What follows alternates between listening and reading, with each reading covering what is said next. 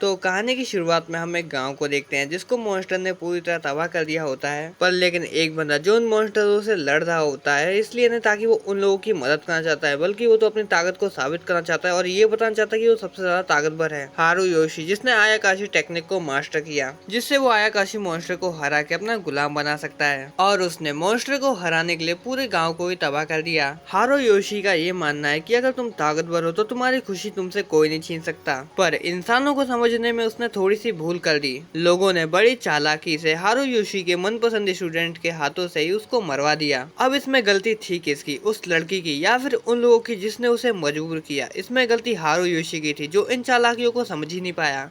पर लेकिन मरने से पहले हारुयोशी कसम खाता है कि वो दोबारा जन्म लेगा और जो गलतियां उसने इस जन्म में की है वो दोबारा नहीं करेगा। दूसरे सीन में हम एक लाइब्रेरी को देखते हैं जहाँ पर एक जादूगर एक बच्चे का माना टेस्ट कर रहा था। पर लेकिन पता चलता है कि इस बच्चे के अंदर तो मैजिक माना बिल्कुल भी नहीं है। ऐसा बहुत ही कम होता है कि इस दुनिया में किसी के अंदर मैजिक बिल्कुल भी ना हो। पर ये वही हारुयोशी है जिसका जन्म हुआ है साइका के रूप में, और ये जादूगर साइका के फादर है और साथ ही उसके दो भाई भी है, ग्लुप्टी और ग्ले। ग्ले को ये जानकर बहुत ही खुशी होती है कि साइका के पास कोई भी मैजिक पावर नहीं है। ये लोग इस बात से अनजान है कि भले ही साइका के पास मैजिक नहीं है पर उसके पास हर किसी की तरह कर्स एनर्जी है। मैं आपको बता दूं, जिस दुनिया में साइका का पुनर्जन्म हुआ है वहाँ पर मैजिक और मॉन्स्टर दोनों ही एग्जिस्ट करते हैं। पर लेकिन साइका की माँ जो यहाँ की एक मेड थी वो भी बिना मैजिक के ही पैदा हुई थी। शायद यही वजह है कि साइका भी बिना मैजिक के ही पैदा हुआ है। पर लेकिन वो आज भी पत्तों पे मंत्र लिखकर उसे चूहे या कौवे में बदल सकता है। पर लेकिन उसका बदमाश भाई क्ले उसको वहाँ पर परेशान करने आ जाता है। वो उसका कॉलर पकड़ के उसको पीटने वाला होता है, पर तभी साइका के कौवे उसके ऊपर हमला कर देते हैं। तभी उसका दूसरा भाई लूटिया आकर उसे बचाता है। आज साइका 7 साल का हो चुका है, पर लेकिन नौकरानी का बेटा होने से उसका बर्थडे कोई सेलिब्रेट नहीं करता है। पर लेकिन उसे इस बात से कोई फर्क नहीं पड़ता, वो तो इस दुनिया के बारे में हो सके उतना जानना चाहता है। इस दुनिया में कागज बहुत ही ज्यादा महंगे हैं, इसलिए साइका अपने खुद के कागज बनाता है जिससे वो टैलिस्मैन बना सके, जिससे वो अपने पिछले दुनिया के आयाकाशी को समन कर सकता है। तभी उसके दरवाजे पर उनकी मेड ईफा आती है जो उसको उसकी जैकेट देने आई थी जो कि उसको झाड़ियों में पड़ी हुई मिली थी। साइका समझ जाता है जरूर ये काम उसके भाई ग्ले का ही होगा। पर वहाँ पर उसका भाई ग्ले आ जाता है और उसको परेशान करने लगता है। ये क्या करके उसके पास कोई भी मैजिक नहीं है। वो बताता है कि वो लोडेनियम मैजिक एकेडमी जाने वाला है जहाँ से बहुत ही महान जादूगर अपनी पढ़ाई पूरी करके निकलते हैं। ये सुनकर साइका को वहाँ जाने का मन होता है, पर लेकिन तभी उनके फादर वहाँ पर आ जाते हैं और ग्ले को अपने साथ मैजिक प्रैक्टिस के लिए ले जाने लगते हैं। पर साइका भी उनके साथ चला जाता है मैजिक प्रैक्टिस के लिए। लुफ्टी के पास विंड एलिमेंट है और ग्ले के पास फायर एलिमेंट। अब साइका को छिड़ाने के लिए उसका भाई ग्ले उसको भी ट्राई करने के लिए कहता है। साइका ने सोच लिया था वो अपनी पावर्स को इस दुनिया में किसी के सामने भी नहीं आने देगा, पर लेकिन ग्ले के इतना फोर्स करने के बाद वो अपनी पावर का छोटा सा नमूना उनको दिखाई देता है और ये देखकर तो वहाँ खड़े सभी लोग हैरान हो जाते हैं। साइका ने ये नीली आग धरती में पाए जाने वाले एलिमेंट से बनाई थी जिसको हम मैजिक की जगह जुस्सू कह सकते हैं। ग्ले तो ये मानने के लिए तैयार ही नहीं था। वो कहता है कि लगता है थोड़ा सा मैजिक छड़ी में रह गया होगा,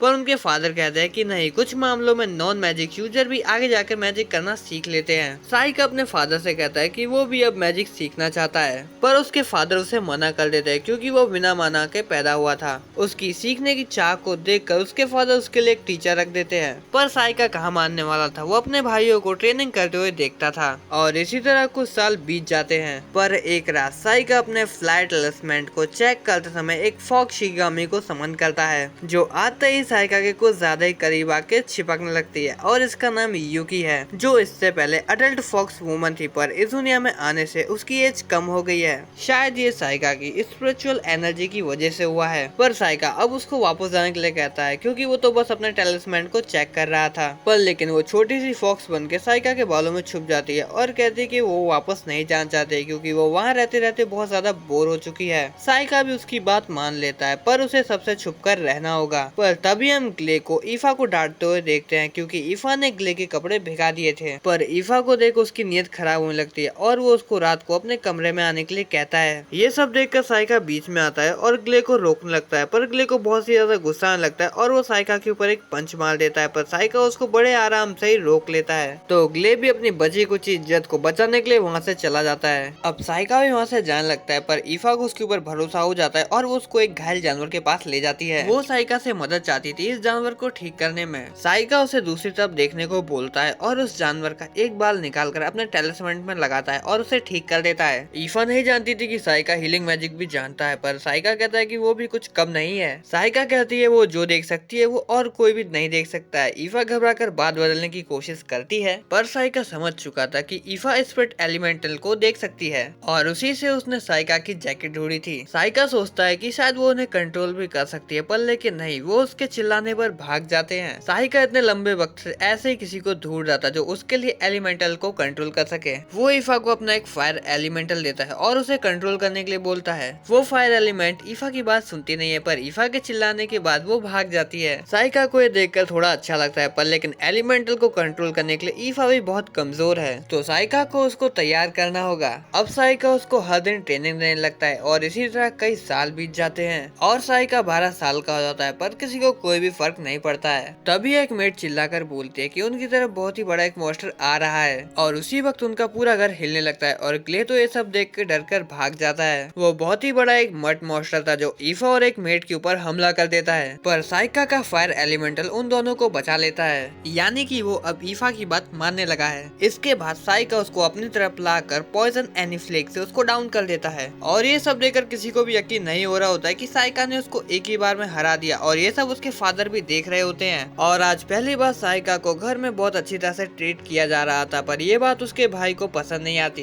पर साइका की बहादुरी को देखकर उसके फादर उसको कुछ इनाम देना चाहते हैं, तो साइका कहता है कि इतने सालों से उसने अपने दम पर मैजिक सीख के अपने आप को तैयार किया है, तो वो चाहता है कि उसका ये टैलेंट अंपायर के फायदे में यूज हो। इसीलिए वो भी अपने भाई की तरह लोडेनिया मैजिक अकेडमी में पढ़ना चाहता है। ये सुनकर उसके भाई ग्ले का तो मुंह ही बन जाता है, पर लेकिन साइका के फादर ने खुद देखा था कि साइका अपने मैजिक को इम्प्रूव करने के लिए बहुत ही ज्यादा मेहनत करता है, तो इसलिए उसके फादर भी मान जाते हैं। पर लेकिन साइका की एक और इच्छा थी कि उसके साथ उसकी मेट ईफा भी जाए। ये सुनकर तो ईफा भी हैरान हो जाती है, पर उसके फादर उसको इसके लिए मना कर देते हैं क्योंकि वो भी बिना मैजिक के पैदा हुई थी। पर साइका अपने फादर से कुछ वक्त मांगता है और ईफा से कहता है कि वो अपने फायर एलिमेंटल की मदद से जितना हो सके उतना बड़ा फायर ब्लास्ट करे। ईफा कॉन्फिडेंट तो नहीं थी, पर लेकिन वो भी साइका के साथ जाना चाहती थी, इसलिए साइका ने जैसा कहा उसने उससे भी ज्यादा बड़ा हमला किया और ये हमला एक मिड रेंज का हमला था जो देखकर वहाँ हर एक खड़ा पर्सन हैरान हो जाता है। ये देखकर साइका के फादर तो मान जाते, पर ग्ले उसके सख्त खिलाफ था क्योंकि उनके परिवार का एक रूल था कि दोनों भाई एक जैसा काम नहीं कर सकते हैं और इस बात को तो साइका के फादर भी मानते थे, इसलिए वो ग्ले को फौज में भर्ती कर रहे हैं क्योंकि उसने बीते साल अपने आप को इम्प्रूव करने में थोड़ी भी मेहनत नहीं की थी। या तो वो अपने दोस्तों के साथ घूमता रहता या तो अपनी तलवार से ही खेलता रहता, तो ग्ले से भी अब रहा नहीं जाता है। वो भी साइका को चैलेंज कर देता है एक बैटल के लिए कि जो भी भाई जीतेगा वो अकेडमी जाएगा और जो हारेगा वो घर से बाहर। और इस फाइट से उनके पिता को भी कोई दिक्कत नहीं थी, तो ये डुएल कल शाम को स्टार्ट होगा और इस बैटल के अंदर हाई लेवल का मैजिक या फिर किसी भी असली तलवार का उपयोग नहीं किया जाएगा और इस बैटल के जज खुद इनके फादर रहेंगे। साइका अपने रूम में बैठा ही होता है, तभी उसका भाई लुप्टी आता है। देर से सही पर वो उसको जन्मदिन की बधाइयां देने आया था और साथ ही वो उसके लिए एक प्रेजेंट भी लाया था और उस प्रेजेंट के अंदर एक ग्लास पेन था क्योंकि साइका पढ़ाई में बहुत ही ज्यादा मेहनत करता है इसीलिए, और साथ ही वो उससे माफी भी मांगना चाहता था कि वो एक अच्छा बड़ा भाई नहीं बन पाया और साथ ही उसे समझ ही नहीं आता था कि वो अपने छोटे भाई से क्या बात करे, पर उसे खुशी है कि वो उसके बिना भी इतना ताकतवर बन पाया। साइका ताकतवर हो गया, इसलिए वो कल के मैच के लिए ग्ले के ऊपर थोड़ी नरमी दिखाने के लिए बोलता है। अब साइका अपने भाई के दिए पेन को देख ही रहा होता है, तभी उसके कमरे में हवा का झोंका आता है। जब साइका खिड़की के बाहर देखता है तो वो अपने भाई ग्ले को देखता है जो कि उससे उसी वक्त लड़ना चाहता था क्योंकि उसको बैटल के रूल कुछ ज्यादा पसंद नहीं आए, इसलिए वो लोग तब तक लड़ेंगे जब तक कोई बेहोश ना हो जाए या फिर लड़ने के लायक ना बचे। ग्ले साइका से बोलता है कि वो तुम्हारी किस्मत थी जो वो मॉन्स्टर पहाड़ों से नीचे आया और तुमने उसको हरा दिया। ग्ले साइका के ऊपर अंधाधुंध बहुत ही खतरनाक स्पेल्स यूज करता है, पर लेकिन साइका को उससे घंटा फर्क नहीं पड़ता होता है क्योंकि उसके पास एक बहुत ही मजबूत बैरियर होता है। अब साइका अपना टैलिस्मैन से ग्ले को फ्रीज कर देता है और उसका एक हाथ तोड़ देता है, पर लेकिन वो हाथ सच में नहीं टूटा था। जैसे ही ग्ले सरेंडर करता है वैसे ही वो बेहोश हो जाता है। ग्ले को लग रहा होता है कि वो साइका की एक किस्मत थी जिसने उस मॉन्स्टर को हरा दिया, पर लेकिन ये तो साइका का एक प्लान था